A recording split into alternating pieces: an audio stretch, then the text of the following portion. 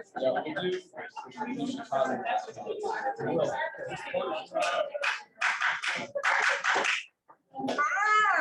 you go.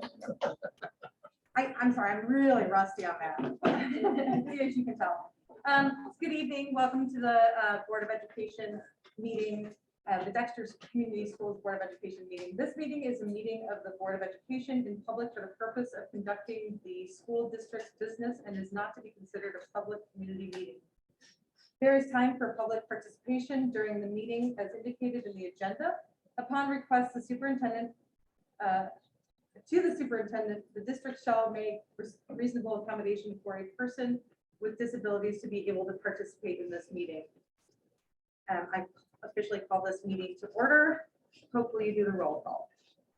Mr. Oliver, Mr. Arnold, Mrs. Bruderly here, Greatorex Here. Ms. Kangas, Mr. Lundy Here. Mrs. Awera, Here. Mr. O'Haver, Here. Mr. Patel. Next on the agenda is the meeting minutes to approve them from the meeting of June 6, 2022. I move that the Board of Education approve the minutes from June 6th as presented. I'll second. It's been moved and seconded. Is there any discussion on the meeting minutes from June 6th? Hearing or seeing no discussion, we will put it to a vote. All those in favor of approving the minutes from June 6th as presented, say aye. Aye. Aye. And all opposed, say nay. We will move on to the approval of the agenda. I move that the Board of Education approve the agenda, but I think we have an amendment as to add another thing to the close of add negotiations closed session. Please. I'll second. It's been moved and seconded to approve the agenda with the amendment of adding a closed session after the meeting. Is there any discussion? No, hearing no discussion. All those in favor of approving the amended agenda, say aye. Aye. Any opposed, say nay. All right, now we're moving on to the good part. We've got our school presentations. This is not the good part, the retiree recognition. Sorry, I'm just going to move on to the robotics. So the retiree recognition.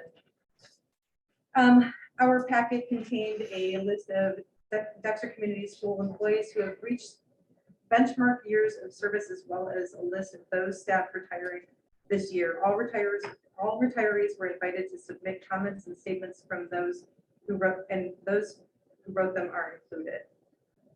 So we had several our retirees received gifts. It was what we've been posting on social media, recognition of our retirees. We've had statements are in the packet from people. Every building did a little different, something a little different. And then we have some in the audience. I see Hallie here. I want to wish her well. Trying to see if anybody else is good. But it's we had a great group of people that helped us throughout all the years, and now gone to calmer, easier days.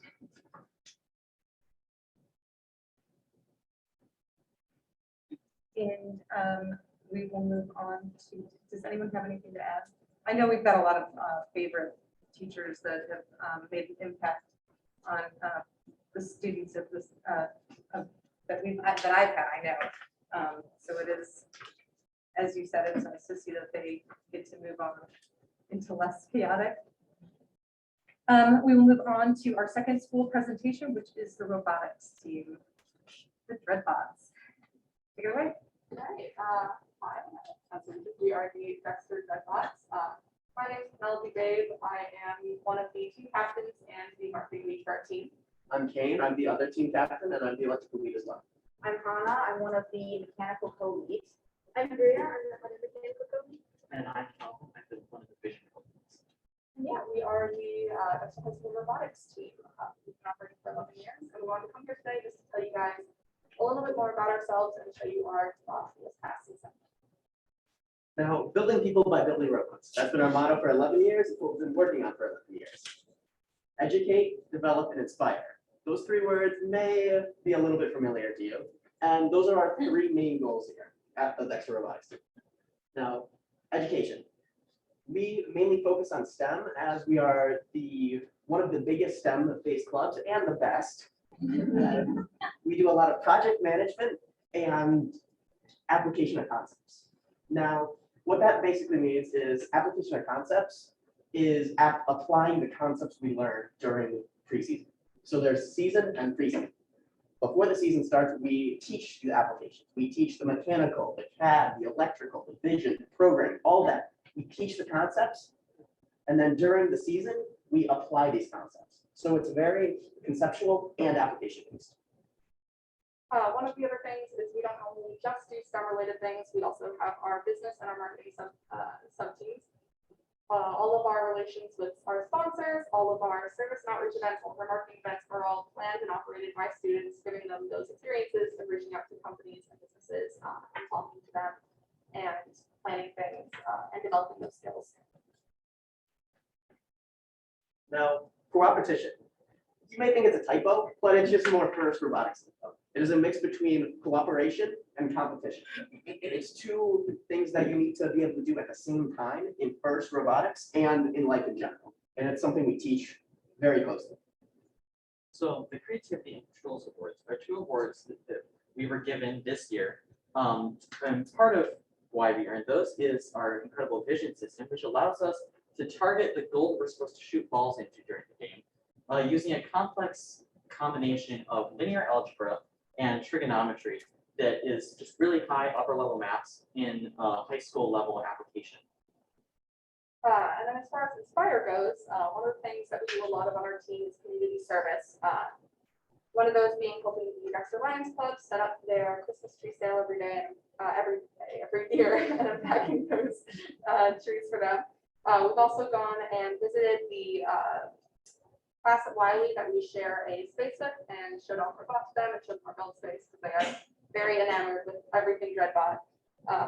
Another thing is gracious professionalism. That's another first robotics lingo.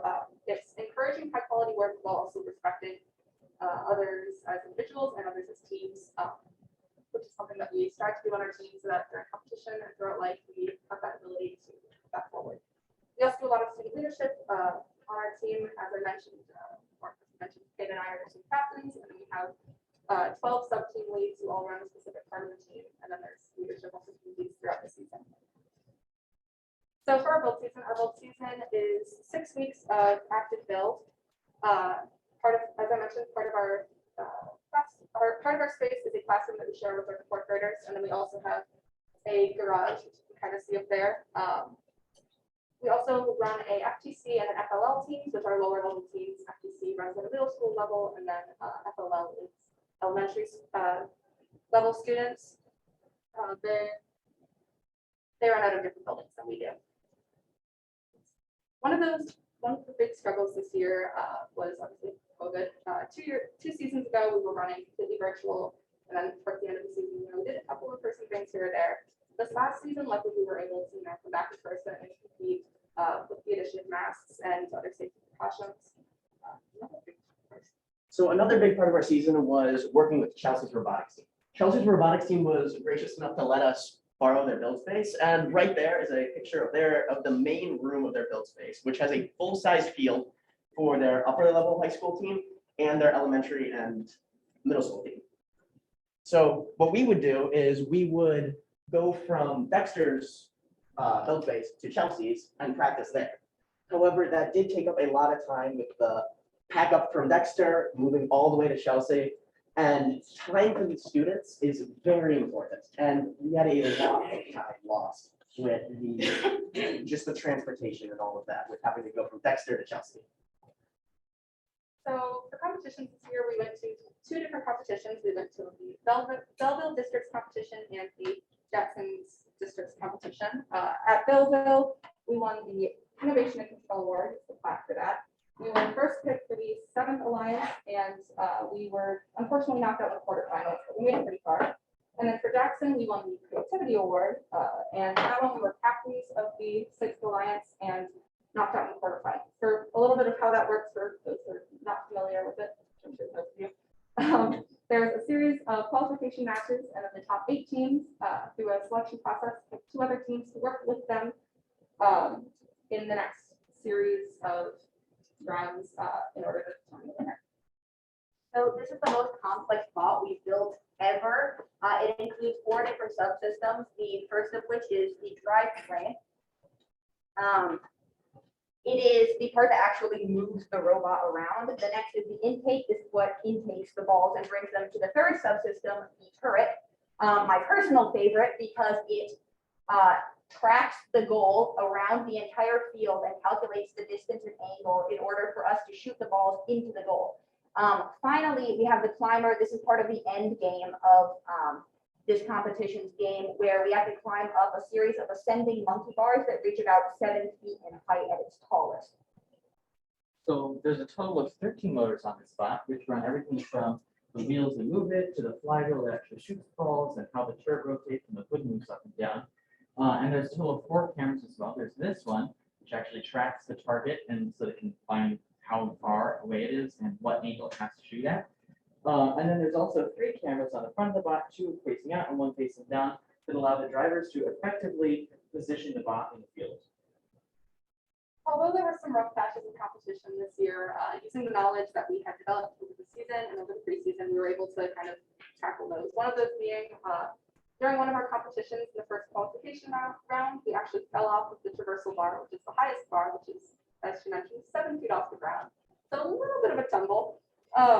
Although in the 15 minutes before our next qualification round, our students were able to come together and use those communications and leadership skills they had developed to fix all of the necessary repairs. We had groups of students working on repairing gearboxes for the wheels. We had students repairing the electrical board. We had students redesigning our climber so we wouldn't fall again.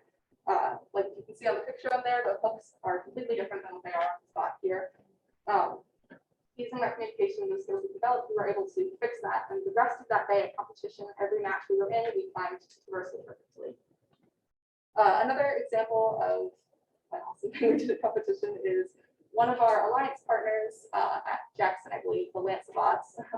Their robot took some damage during a match, and it messed up their swerve drive modules, which are part of their drivetrain. And we sent a couple students over to help them without really like impeding on their process, but offering, you know, a couple extra pairs of hands. All right, so now real quick, we'd love to give a little present or a little demo of the robot. All right, you 2 ready? Yeah. Yeah, enable it. So,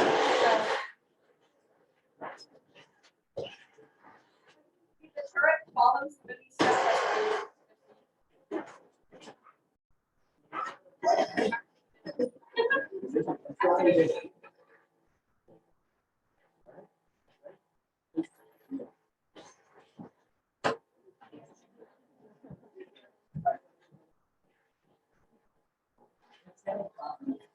There's a little bit too much light pollution in this room for it to actually function. The competition space will be a little bit darker. So it's screen. But in the actual competition, the turret would actually follow the movement of whatever the target is around the field wherever it's going. Here we have the timer system that is pull onto the bars and start the ascent to the peak. Then down here, this is our intake design. We have a row of little wheels that catch the ball, send it to another track that rolls it over to the base of the turret, where they're then rolled up a series of wheels. So that wheels then spins it out. And use that wisdom again to calculate how fast you need to spin that flywheel in order to launch the ball to the center of the goal.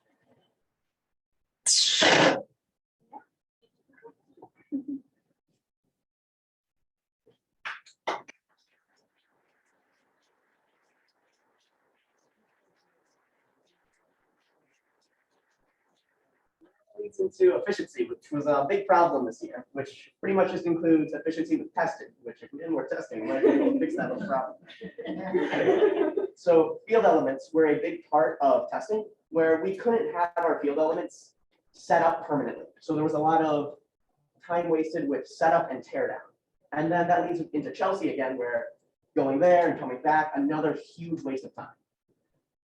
And by field elements, we have a set of the climber runs that we have that we can set up, and it takes like 30 minutes to take up and take down. And so it's a good waste of time. Anyways, other things that were kind of difficult this year. As I mentioned earlier, our build space is a garage off of Wiley, which the way that space is designed, the space we have there, it's a little cramped at times, so limiting the amount of people who can be in there actively working on things, and limits our storage and just how many different sub-teams can work on things at once. One great example of this is our electrical room, which is the bottom left picture there.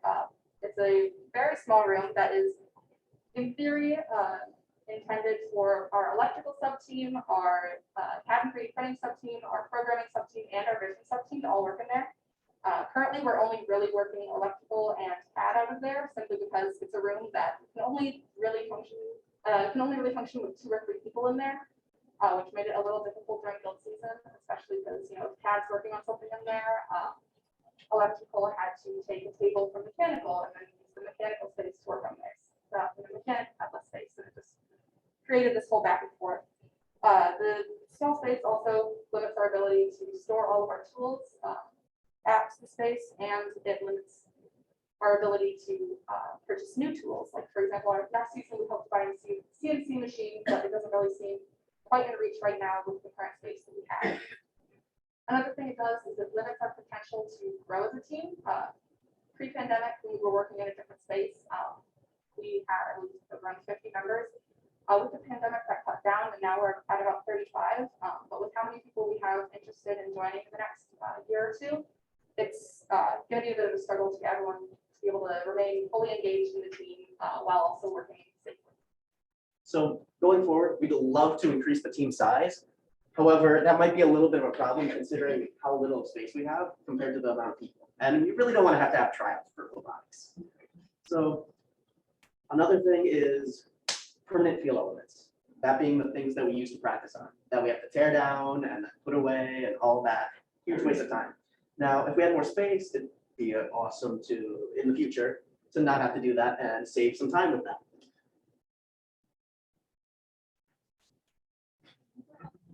So the FTC and FLLT, which are the middle school and elementary school teams. Chelsea has their build space integrated with the lower level teams' build space as well, so that the high schoolers get an amazing chance to mentor and leadership opportunities to help teach these younger students. And these younger students get to see what the high school experience is like, and they get to have a little bit more of a smoother transition into that higher level environment. Now, any questions?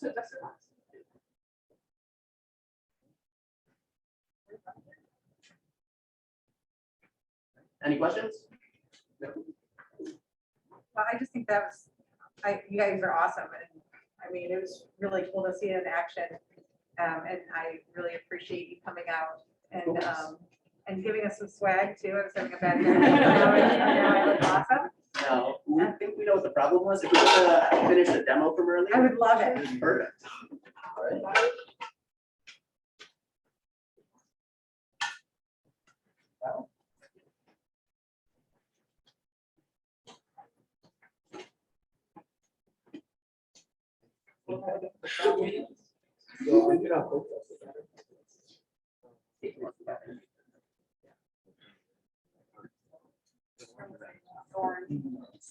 Oh yeah, they've done it.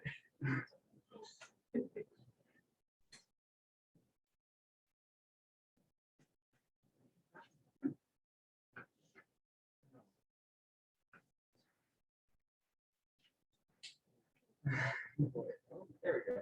That's a step in the right direction.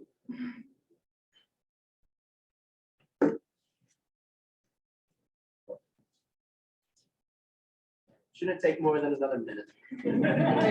Hopefully.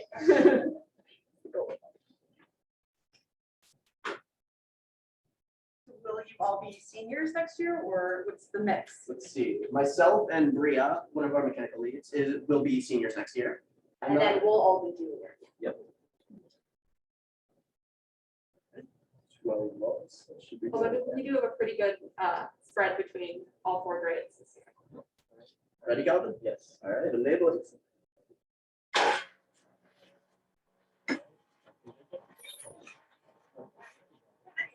like to see how you, director This is that. The holes on the ceiling on the system have the structural reflective tape on it, and so. Trying to adjust where the structural reflective tape is, and from there, where the center of the goal would be.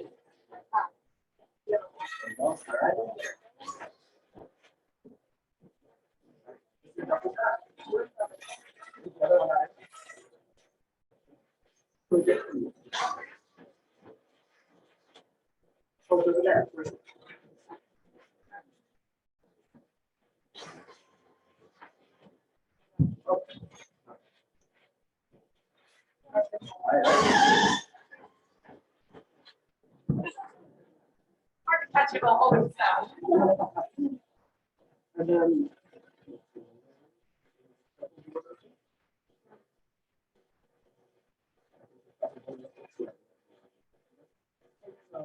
We have the front facing camera, that's the one that tracks the reflective tape. And then we have another one on the inside, which is a little harder to see. Is it 0 camera selection color? One.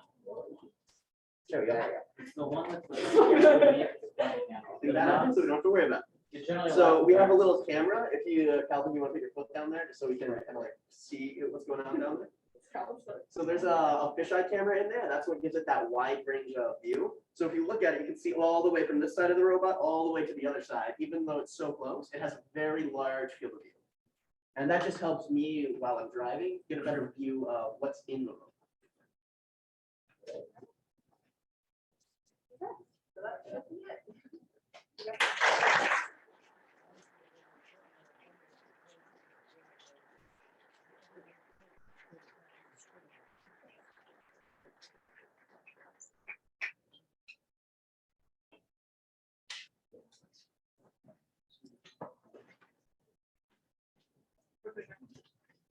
Like I said, that was the big part.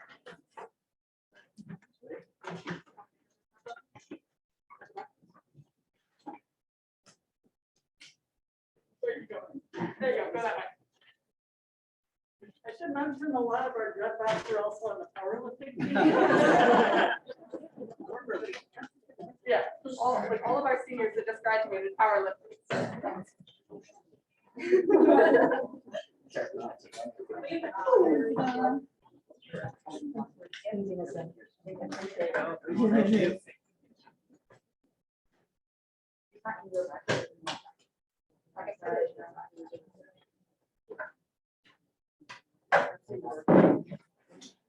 Thank you. Thank you, guys. Thanks for listening. Thank you for your time. Come back next year.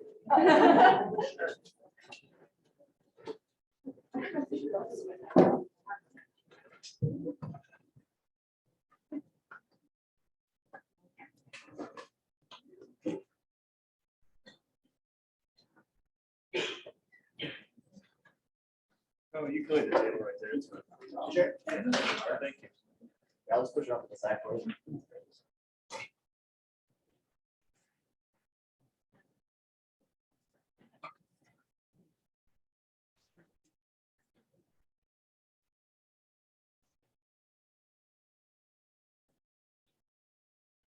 So we'll move on to our next item of the agenda, which is the budget hearing. So every year, the school district posts in our paper of record about a budget hearing. This is the moment where you open it up for anybody that had any questions, and then later on the agenda, the board discusses the budget. This is separate than this public participation. This would be specifically about the budget hearing, Correct. the budget that is presented. And Sharon is on tap just in case we have any questions. If anyone has anything to say, they can step up to the podium about specifically the budget. And seeing no one running or sprinting or even moving slowly to the podium, we will move on to our next item of the agenda, which is public participation. During public comment, each speaker is allotted a maximum of 5 minutes for a total of 30 minutes unless otherwise notified. Each speaker will be asked to announce his, her, their name and district of residence, and indicate if he, she, they represent any organization or agency. No person may speak more than once on the same subject during a single meeting. Those wishing to receive a personal response from the board or superintendent must complete a public comment form available at the meeting entrance and on our website. In addition, as presiding officer, I would like to remind everyone that public comments should pertain to Dexter Community School District matters and concerns related to the operation of schools or to matters within the authority of the board. Those who wish to speak shall direct all comments to the board and not to the staff or other participants. Also, speakers addressing the board shall take into consideration rules of common courtesy. Speakers who make attacks of a personal nature and or who do not abide by the rules of common courtesy will be reminded of such rules by the board president or presiding officer.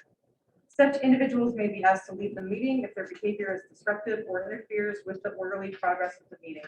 Also, please understand that board members do not respond to public comments, but we will listen carefully and will follow up as appropriate. If there is an immediate need for clarification, we will do so after the speaker's allotted time. If anyone has a green sheet that they want to turn in before they speak, that's fine. You can just bring it up to the table. You know, there's a big barrier here. Or you can leave it at the podium. Is there anyone who wishes to speak?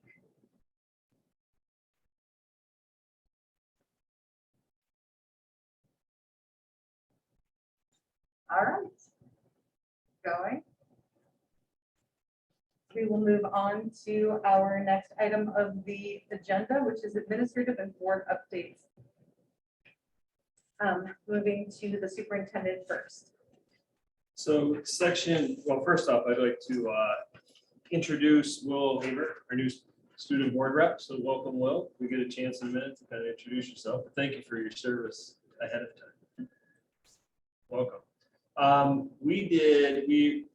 We were fortunate on Friday to be able to do with some generosity of a donor to be able to provide lunch through a series of food trucks and an appreciation rally that included, through multiple donors, some raffle items. So some of those were Hilltop Greenhouses donated 5 hanging baskets.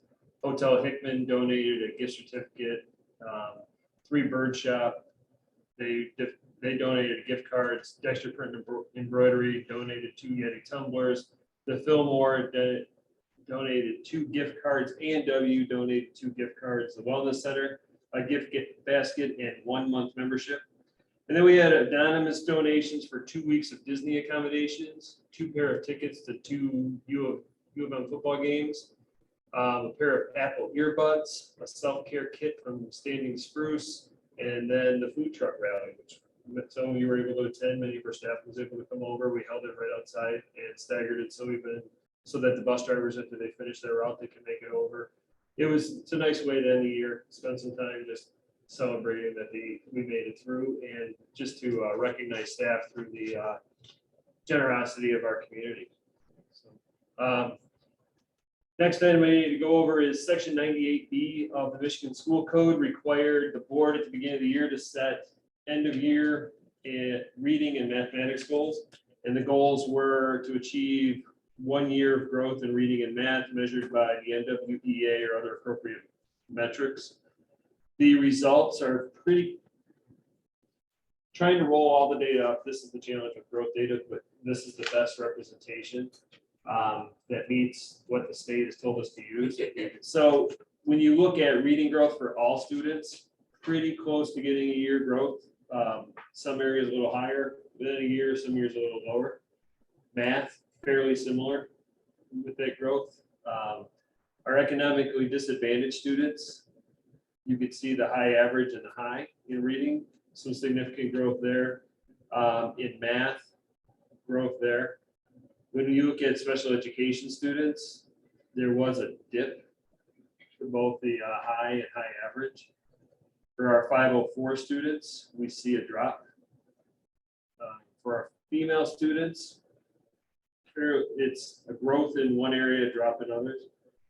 Male, you can see growth in some areas, drop in others. Our white students, you can see growth in some areas, drop in others. similar with our Hispanic students. We did have more of a drop in specifically in reading. And then our Asian students, what we see is a growth and a drop mixed. It's kind of mixed the way that the data shook out. So the data, it was part of the School Aid Act. It's not as helpful to actually put into work. You have to look by building, by grade level, by kids. So that work has already been going on. The data, we wrapped up NWEA testing right at the end of the year. So we'll plans all summer, so we get a strong kickoff at the start of the year. But we were able to try to mitigate some of the losses that happened through the pandemic and try to get some growth. And not as strong as some areas, but really strong. in others.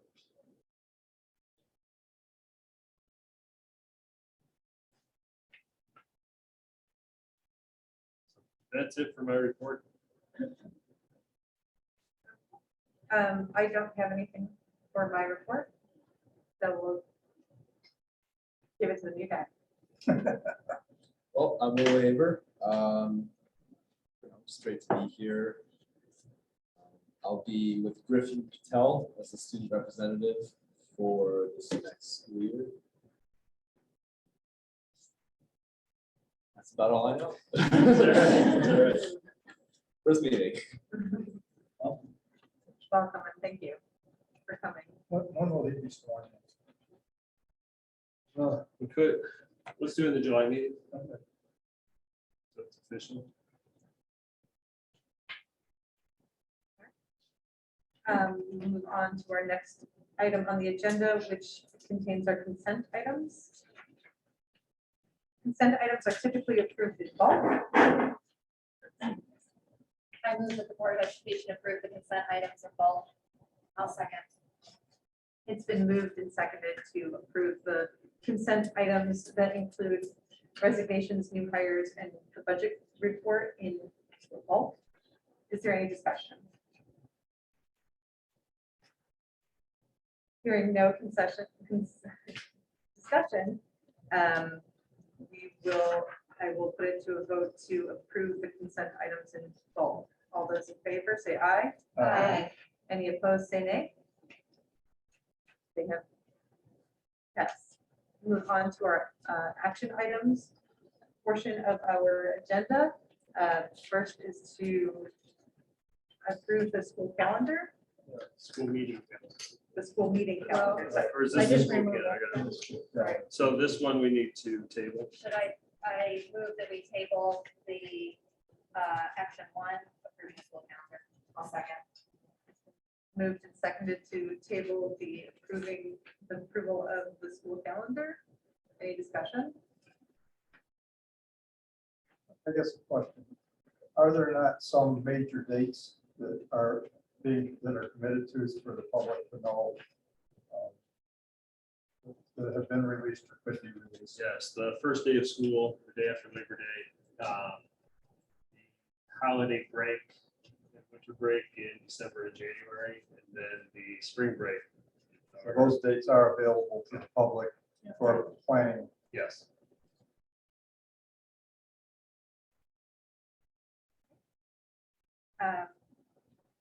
Any more discussion? All those in favor of tabling the approval of the school calendar for 22-23, say aye. Aye. Any opposed, say nay. That's been tabled. Next is our, to approve the board meeting calendar for 22-23. That was discussed at the June 6th, 2022 meeting. I move that the Board of Education approve the attached meeting calendar as presented. I'll second. It's been moved and seconded. Is there any discussion? No? All right. All those in favor of approving the board meeting calendar as presented for the years of 2022, 2023, say aye. Aye. All those opposed, say nay. Mark the calendars. All right, we will move on to ratifying the WWBDAMA contract. Last week, the West Washtenaw Bus Drivers and Monitors Association ratified a tentative agreement with Dexter Community Schools. This agreement and the executive summary are included in your packet. I move. I'll do it since you guys don't read the I move that the Board of Education ratify the attached tentative agreement between the Dexter Community Schools and the West Washtenaw Bus Drivers and Monitors Association as presented, effective through June 2025. I'll second. It's been moved and seconded. Is there any discussion? I just wanted to add that the agreement includes an increase in health care contributions by 4%. The current language in the contracts have only increased it by 1.2, so it's a significantly higher increase. It includes a $1 an hour increase on wages, $700 paid at the start of the year, $700, and middle of the year, $700 additional at the end of the year to all the bus drivers and monitors. Included in there is also increases on trips and some cleanup of language.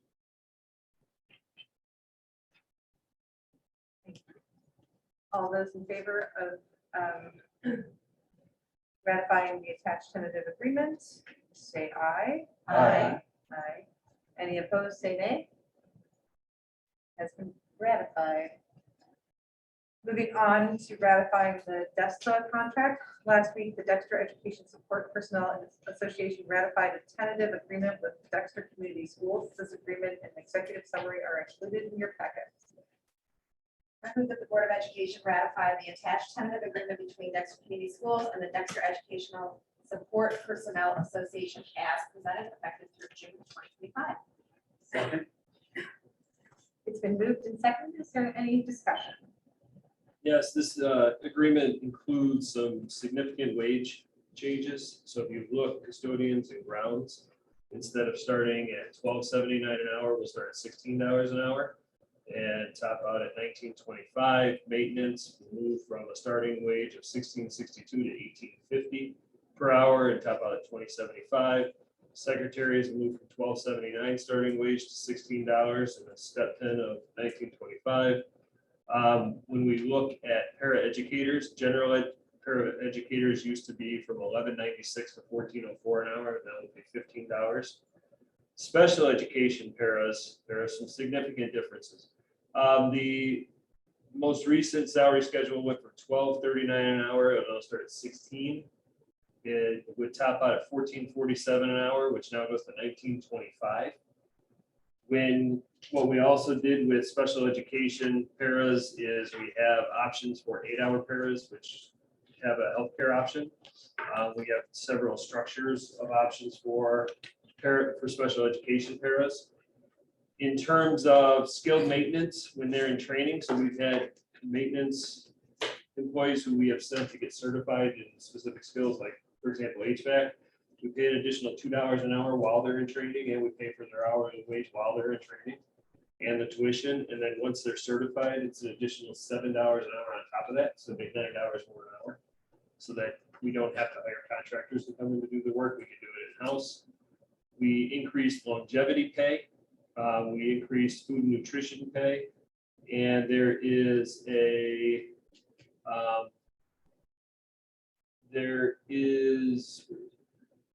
in addition, a 3% off schedule that'll be paid no later than October 31st for employees that return next year, and 4% to para-educators. For employees and for DESPA members and all the other categories, or in every category, we have built in for not only the increase in the wage structure, but we ended up moving and adding some stipends for some of the positions.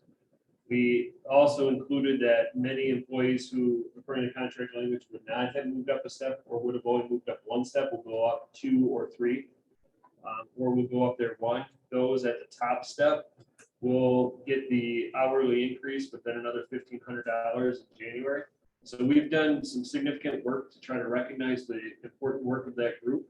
in that group of employees and their dedication to the district and to retain and attract employees.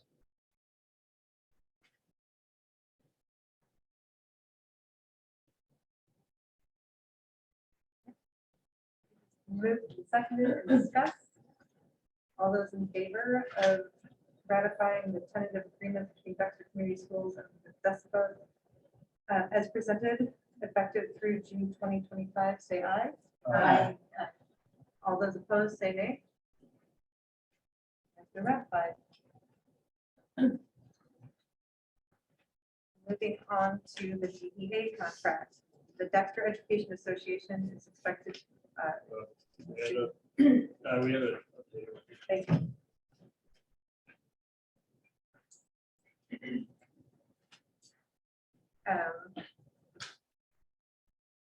It is recommended. Explanation. The attached is the tentative agreement with the DEA. The successor agreement will run from 2022 to 2025 with a financial reopener in 2023 to 2024 and 2024 to 2025. Base salaries will increase by 4% for 2022 to 2023 and an additional 1% off schedule payment effective January 2023. The board maximum contribution will be increased by 4% more than the amount of the board's monthly contribution levels that were effective in the previous benefit plan last year. The agreement includes compensation for extra duty positions, participation in professional learning communities, and basic hourly teacher rate, along with some general language clarification. It is the recommendation of the superintendent for Dexter Community Schools Board of Education to ratify the attached tentative agreement for successor agreement between the DC as Board of Education and the Dexter Education Association. And the recommendation would be ratified without the calendars. Okay, so the motion would be to ratify without the calendars. So I move that the Board of Education ratify the attached agreement between Dexter Community Schools and the Dexter Education Association, amended to exclude the calendars effective through June 2025. Second. Any discussion?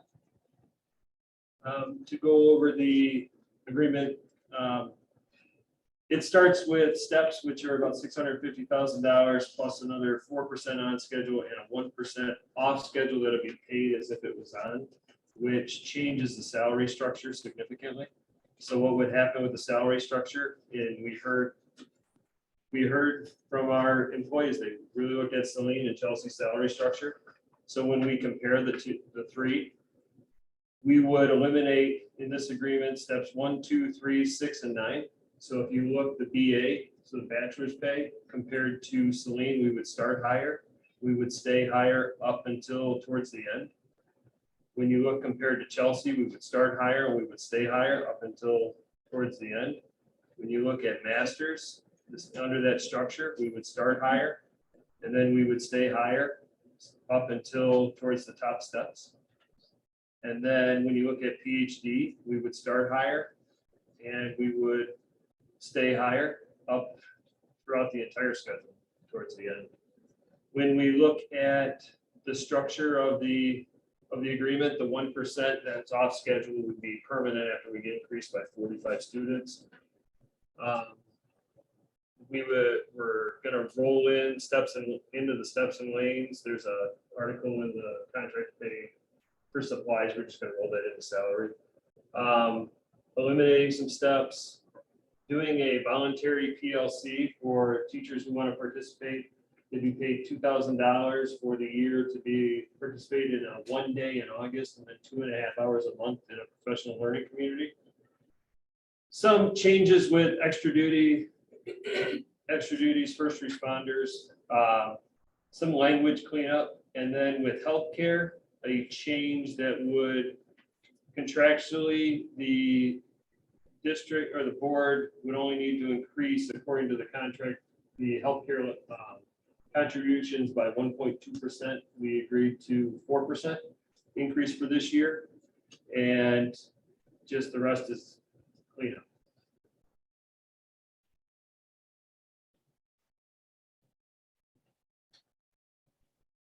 total cost of this contract is an increase in over $2 million annually.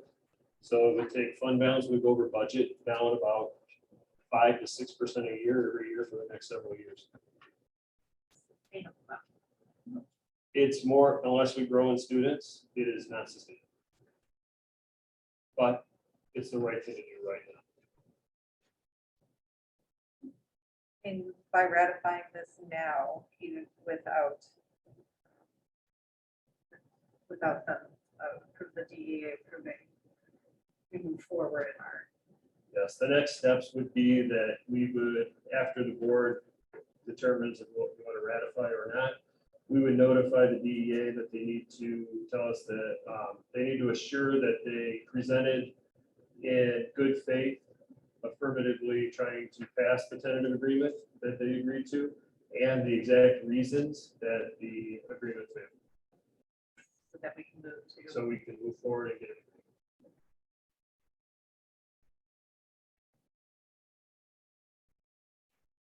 Any further discussion?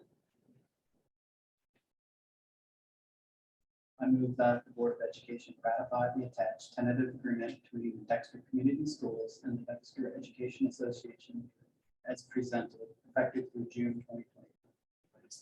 Minus the calendar.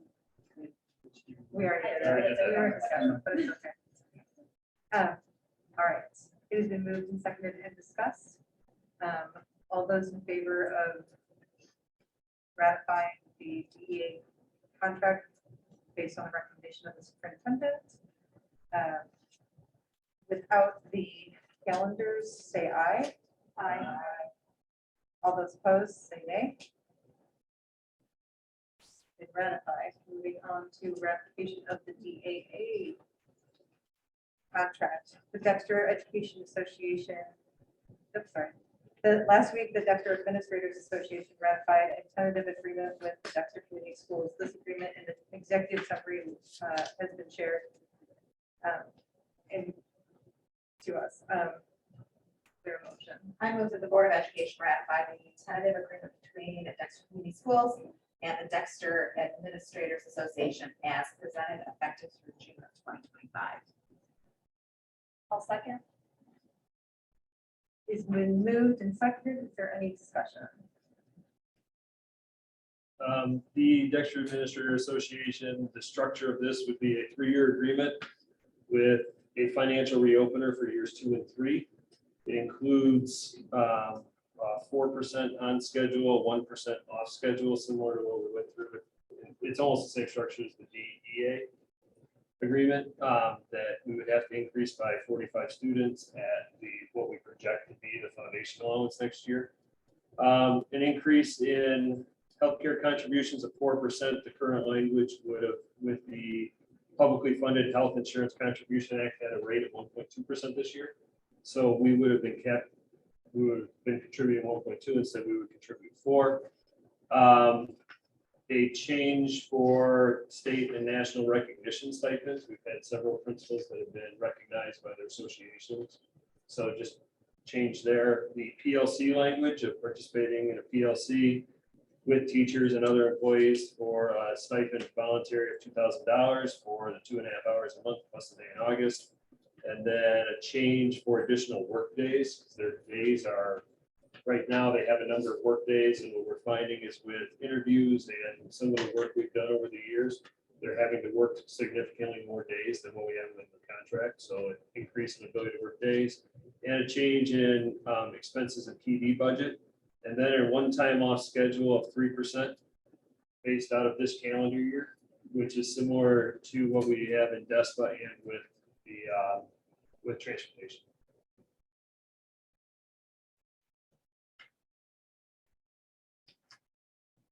Is there any other discussion? Okay.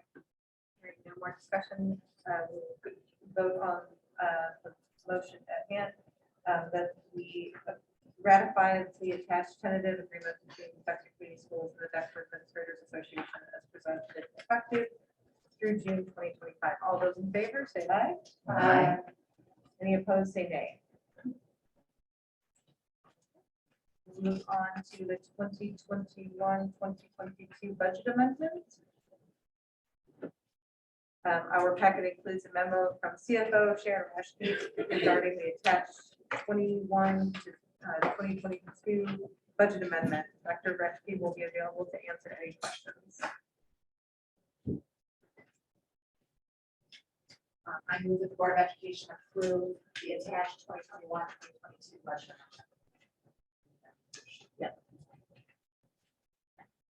I'll second. It's been moved and seconded. Is there any discussion? So if you wanna, I have it up here for point out a couple items. So there's just a few items this year. With the grants that we've received, we did need to do some adjustments to our function that you've approved the budget based on the functional level.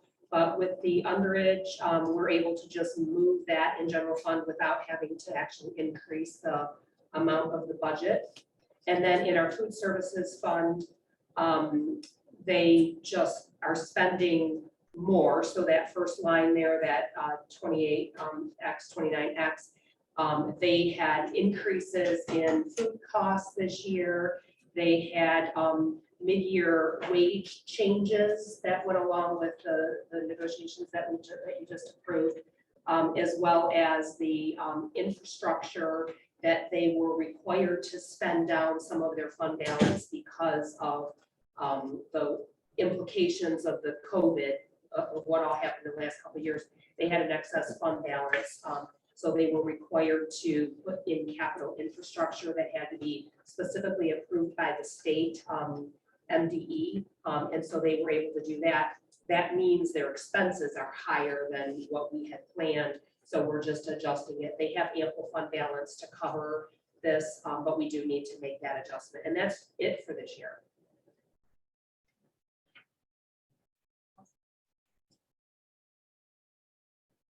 Anyone have any questions? Or any discussion? All right, it has been moved and seconded and discussed that the Board of Education approved the attached 21-22 budget amendments. All those in favor say aye. Aye. Any opposed, say nay. All right, moving on to the 22-23 tax levies.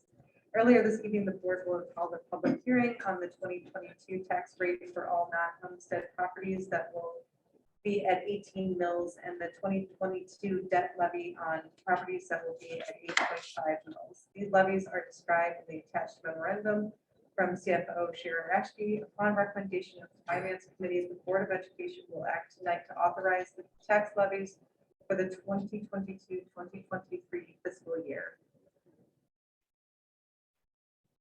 I move that the Board of Education authorize that 18 mils be levied on non-homestead property in December 2022, and that 8.5 mils be levied on debt on all property in December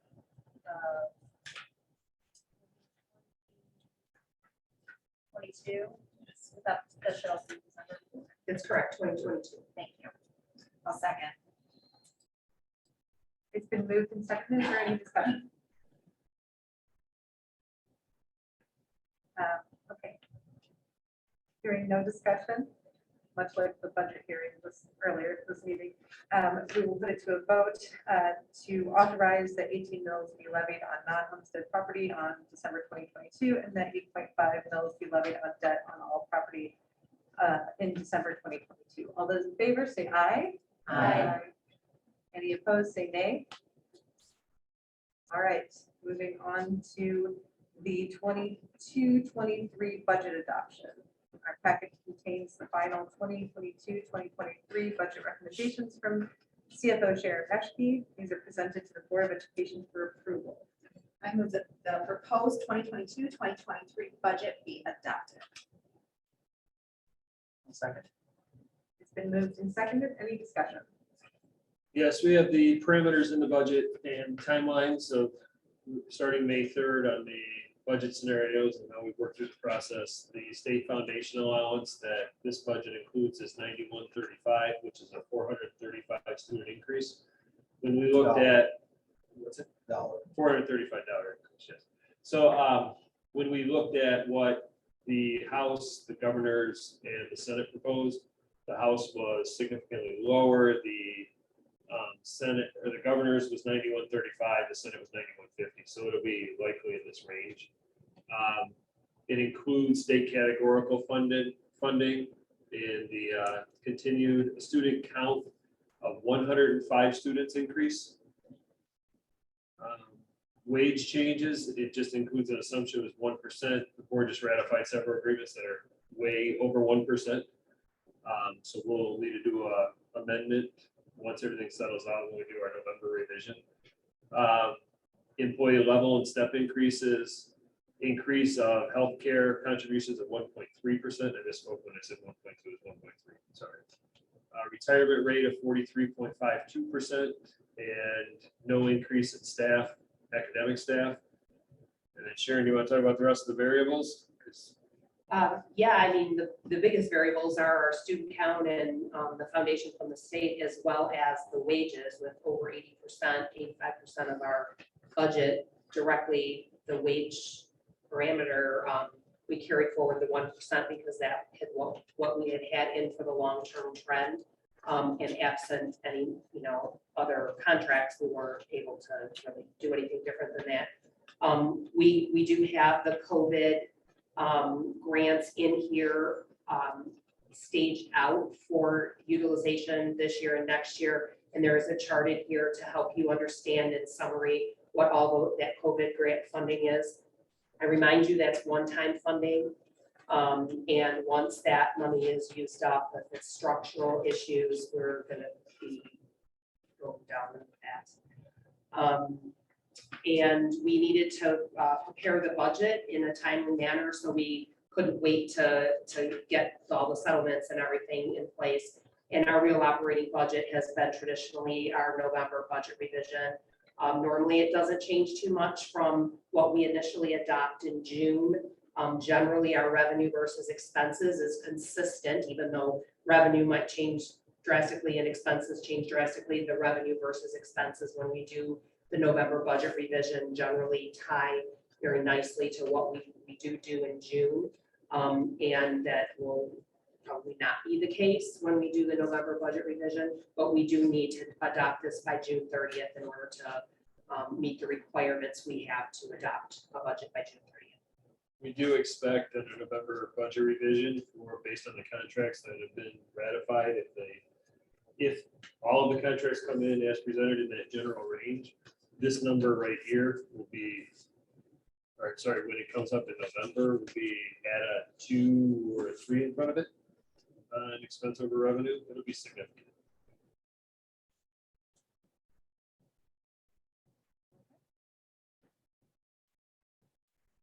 Is there any more discussion? All right, it has been moved and seconded that the proposed 2022-2023 budget be adopted. All those in favor, say aye. Aye. Any opposed, say nay. Okay, moving on to policies, our second reading. Our packet contains draft policies of 8320. Personal files, 8310, public records, 3120, employment of professional staff, and draft bylaw 100 definitions. They were approved for first reading at the June 6th, 2022 board meeting and are presented for second reading this evening. I move that the Board of Education approve draft policies 8320 personnel files, 8310 public records, 3120 employment of professional staff, and draft bylaw 0100 definitions for second reading and final approval as presented. I'll second. Been moved and seconded. Is there any discussion?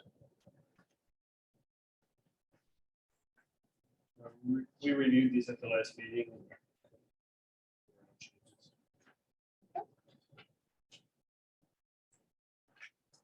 So it's been moved and seconded and discussed to approve the draft policies as named for second reading and final approval as presented. All those in favor say aye. Aye. Aye. Any opposed, say nay. Right. And then we have board bylaw 0144.1 compensation. At the January 10th, 2022 business meeting, the Board of Education acted to suspend bylaw 0144.1 compensation. Our packet includes an executive summary on this topic and draft policy on 0144.1 that follows longstanding practice as well as previous iterations of this policy 0144.1. Because of it, new fiscal year starts July 1st and the June payment for 2022 is outstanding. The board needs to put a policy in place as soon as possible. Since following the existing policy might lead to higher payments, it would be appropriate for the board to edit bylaw 0144.1 to match longstanding practice.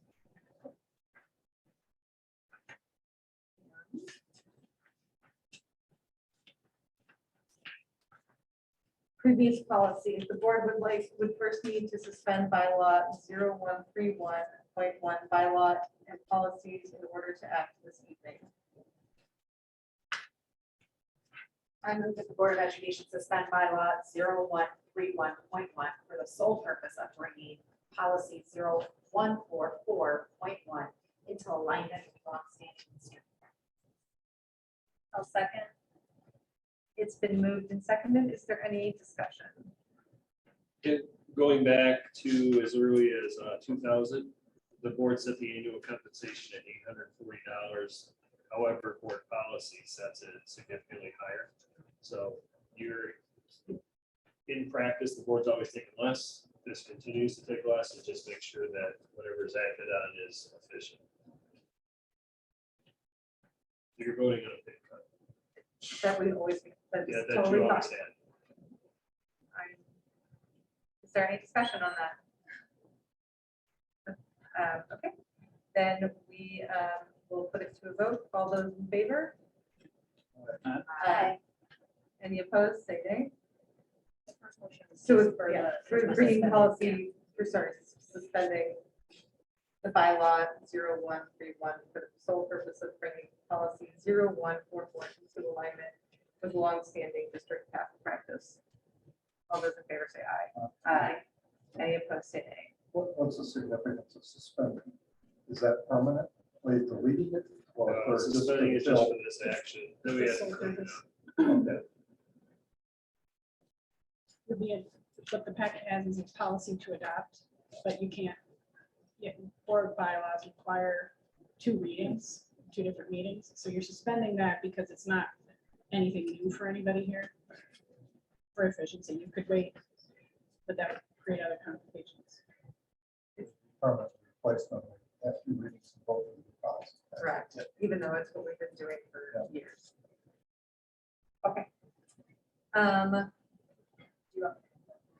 So I will move that the Board of Education approve policy 0144.1 for final approval as presented. I will second. Discussion. Feel like we just discussed it. All right. It has been moved and seconded. The Board of Education approve policy 0144.1 for final approval as presented. All those in favor say aye. Aye. Any opposed say nay. On to our discussion items, which is our financial narrative.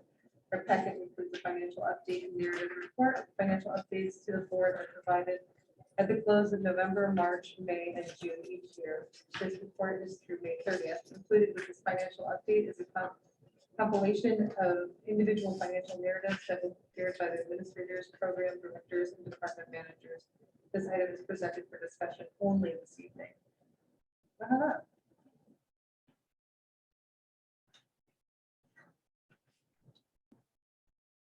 As always, I enjoy these reports.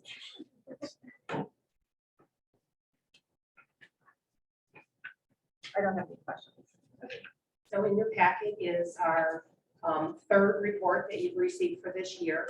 The majority of the year has been completed, although all of the numbers are not yet in.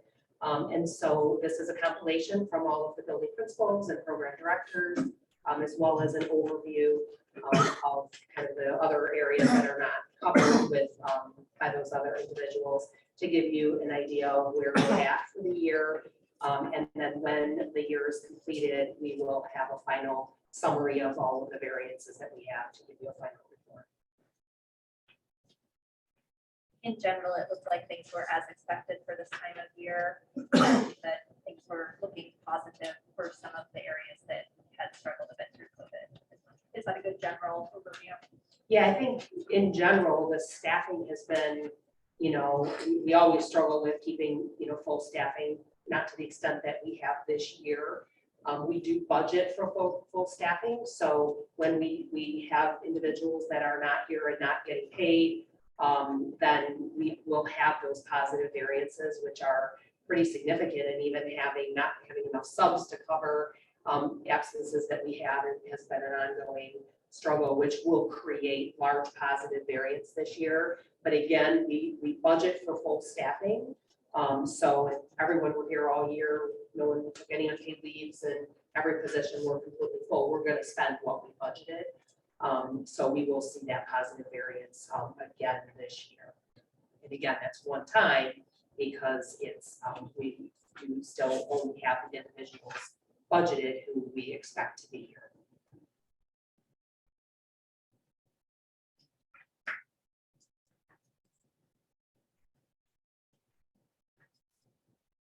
Anyone else? No? Always appreciate the detailed reports. Thank you. Thank you. We'll move on to our second opportunity for public participation. During this public comment, each speaker is allotted a maximum of 3 minutes for a total of 15 minutes unless otherwise notified. As before, each speaker will be asked to announce his or their name and district of residence. And then I would just like to remind, same as before, also that common courtesy, please, when making comments. Is there anyone who would like to speak at the second opportunity? Interesting question. Whoa, Terry wants to speak. Nice. Is there anyone who would like to speak for public participation opportunity number 2?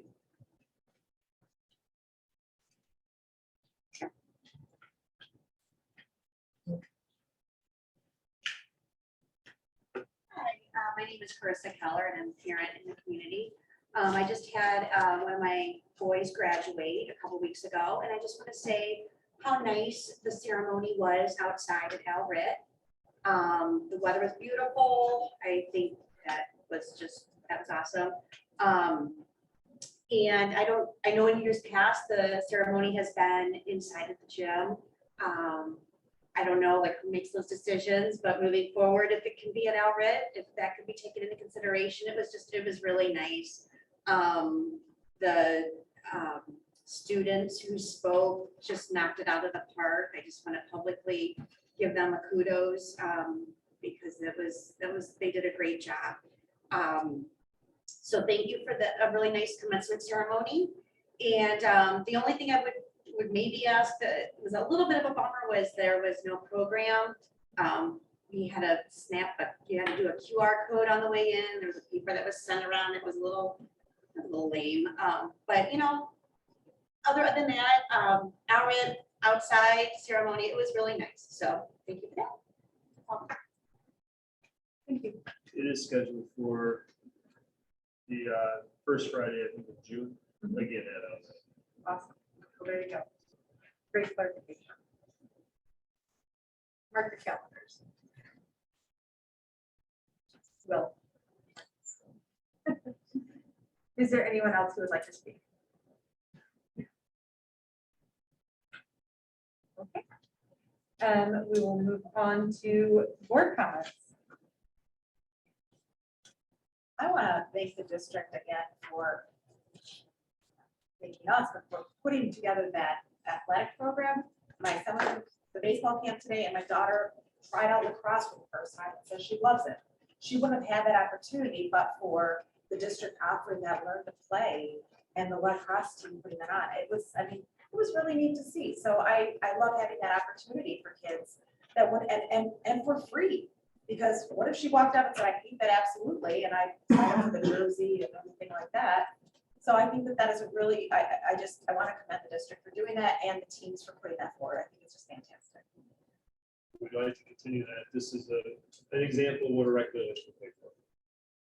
Which we're pulling from general fund right now. I guess I just wanted to say thank you to all the teachers and staff and the employees who made the school year go. I can't believe it's actually only been just one weekend since school ended.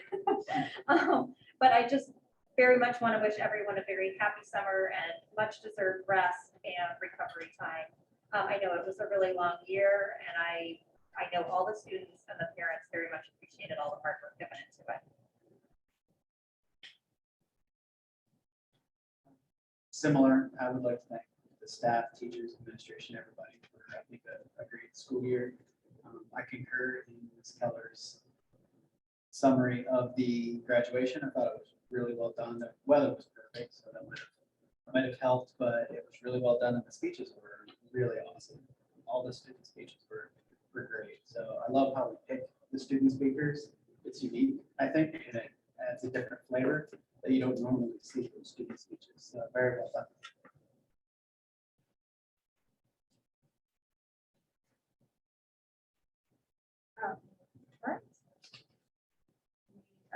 Have informative items included in our packet, and we would like to have a motion to move into closed session after a brief break. That would be a great motion. And move that the Board of Education move into closed sessions for the purpose of discussing the superintendent quarterly evaluation and negotiations following a 5-minute break. I'll second. All those in favor, say aye. Aye. Okay, we will move into a break and then move into closed session. Thank you to everyone who come.